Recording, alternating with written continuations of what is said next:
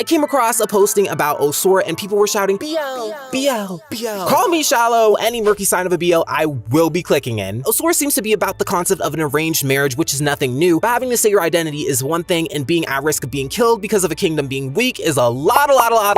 Paired with an op sister throwing you under the bus is even wilder. Osora definitely has one of the more interesting concepts I've seen, and it was just recently turned into an original, so let's talk about it. Fine, you win with your gay stuff. We start in a stadium and the main character, Prince Osora, is in the midst of a fight with lead ring soldier Arius. It's obvious there's something there romantically. As Arius makes flirtatious remarks, Arius demands them to lower his arms as he's leaving himself wide open. Osora's father and uncle are watching, commenting, giving an introduction and status to the characters, but we're also getting commentary from the two important side characters, the oblivious Meg of the group, Catalina, who's deeply in love with Osora, and Celia, the sister of Osora. The fight concludes as Osora is pinned and bites Arius's hand. Honestly, they look like one of the people who does bite for no reason, so that's not shocking.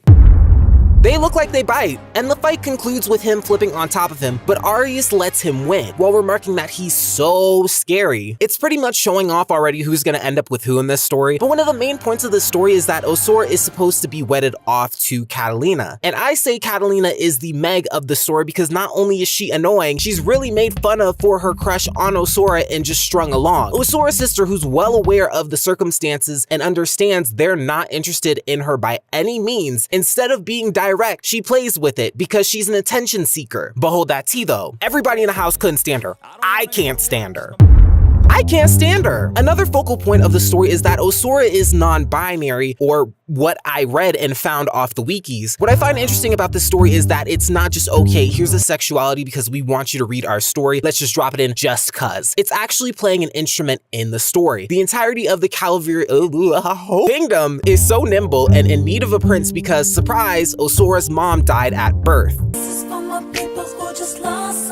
The uncle says that as far as the kingdom knows, the baby is a boy, signaling King Antonio to tell the kingdom it's a boy. So that genuinely gagged me because I was going to think Osora wants this for himself at first to be male identifying, but I guess that's probably elaborated on later. So Osora has to keep this secret with the revelation that he's supposed to be getting married to Catalina. They're even freaking out to their dad about Catalina and her family knowing possibly this secret, but they already know. We find this out because Osora believes he would have been exempt from being forced into marriage because of his circumstance, but no. The marriage is happening because the antagonists in the story, the Sergos, destroyed the Pharaoh Kingdom. So in 6 months, Calaveras will be absorbing the Galeno Kingdom to become even stronger and take down the Sergos. A couple of episodes in, Catalina tries to talk to Osora to make him feel better about the circumstance, but it doesn't. I feel so bad for her. Meanwhile, Arius just teases him through the whole thing, and to a certain extent, I felt like Arius was really lacking in personality because I felt like I saw him in either two ways, either macho serious or some kind of flirty. Gun to your head.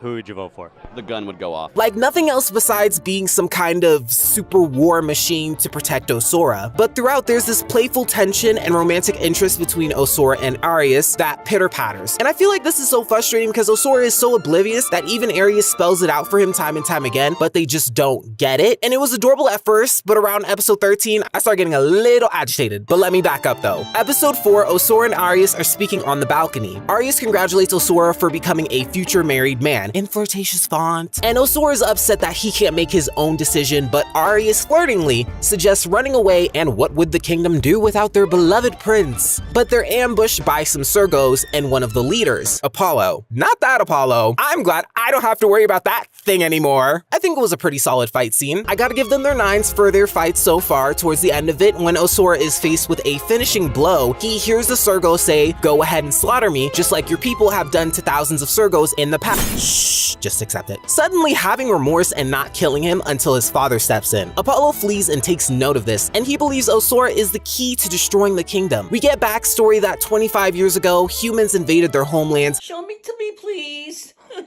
And they plan to overthrow. Something I really wanted and want to see is more explanation on their magic and how it works. Because the way the king was describing them and their magic, it sounded like they had a huge army, but it just looks like an Illuminati circle. Ugly, ugly, ugly, ugly.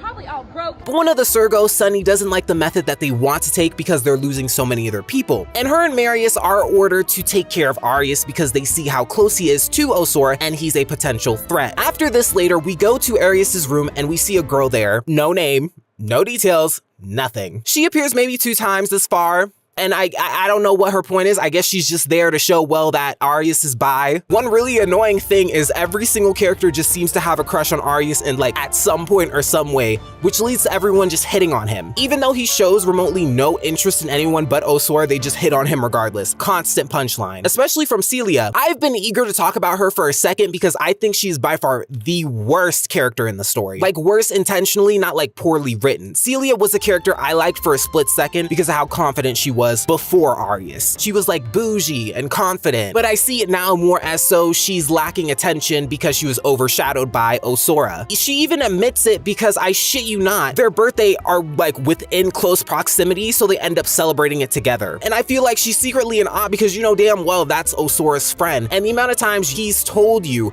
to back off and you just keep going. Now, around episode 6 through 9, she speaks to Catalina. She has a moment with her and we get more insight to Catalina's life. Catalina, as she's worshiping the ground that Osora walks on and no one has the guts to tell her the truth, we learn that she was taken advantage of by a past guard and she now only allows a tiger to guard her, and she just absolutely hates men. Now this scene had me absolutely disgusted because instead of saying, hey, you guys are getting married, but truth is Osora isn't really interested in you like that, or maybe, hey, I'm interested in you, but she completely throws Osora under the bus, spilling the beans about his identity as if she didn't know, in hopes of, I guess, like deterring her from, I don't know, because they were born a girl. Like, it's so weird saying, oh, she's getting closer thing, you're going to getting married out of this marriage. You are so gross. You are so fucking dumb and evil.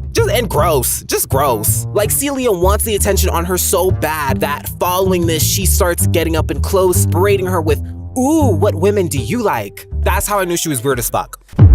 She's weird as fuck. But there's a knock on the door from the guards and they have to hide. So apparently homosexuality is completely forbidden in the kingdom. You can get kicked out or even killed. We find this out later from Osora overhearing it. But Catalina, when answering the question, doesn't really seem to know what she wants because she's giving uncertain answers. And Celia's like, well, that doesn't sound like Osora. And she offers to wait for her with the tiger. I think she's the true villain of the story. I'm calling it now. She's gonna end up with Sergos somehow, some way because of Osora. I'm calling it. I'm sorry, I'm calling it. So then we go back to Osora and Arias in combat class, and as they're sparring, Arias kind of toys with him and is flirting with them and seems super unserious, which makes Osora upset, and they both land on top of each other, making them flustered, and kicks him off and runs off. So it's by this point Osora is fighting the feelings for him and doesn't believe he couldn't like them if they knew the truth about them. I really like the story giving thoughts a lot through Osora. It helps you really understand and feel connected with the character, but you know, they're still annoying, but I like it. Arias has had girlfriends allegedly, and it makes Osora jealous, but at least he gets the sense to apologize, I guess, through these thoughts. Later on, Arias is confronted by the 2 pairs sent to kill him, and Osora pops in just in time to wipe the floor with them. Now, everybody just loves to flirt with Arias because one of the duo literally compliments his eyes, like, give it up. I wish Osora the best of fucking luck because the way Osora just gets jealous already, oh, if they only knew. As the fight concludes, Osora is being choked to death by these divine powers. I wish there was more building upon this magic because there's no name for it or any elaboration,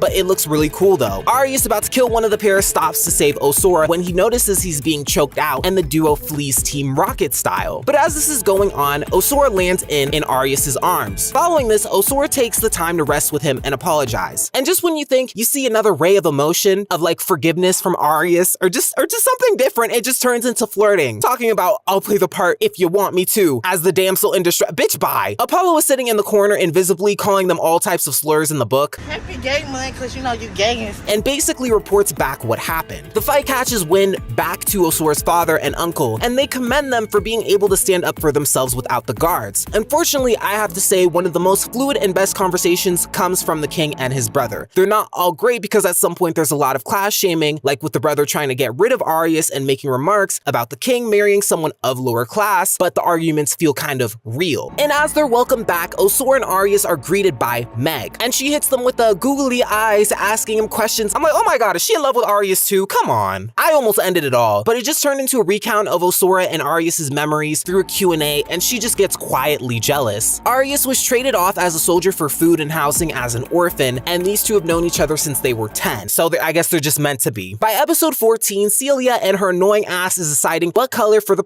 birthday party should be, and basically explains what I mentioned earlier, cue the flashback, overshadowed by Osora. She even admits it it because I shit you not, their birthday are like within close proximity, so they end up celebrating. But Catalina pities her and says, let's have a slumber party. Just them, no boys allowed. And Rocky, because Rocky is just so lovely. Catalina asks if Arias has a girlfriend. She wants Celia and Arias to be together so she could have her moment with Osora. But Celia doesn't date men, she collects them like trophies and even mentions, oh yeah, Arias doesn't even seem interested when I hit on him anyways.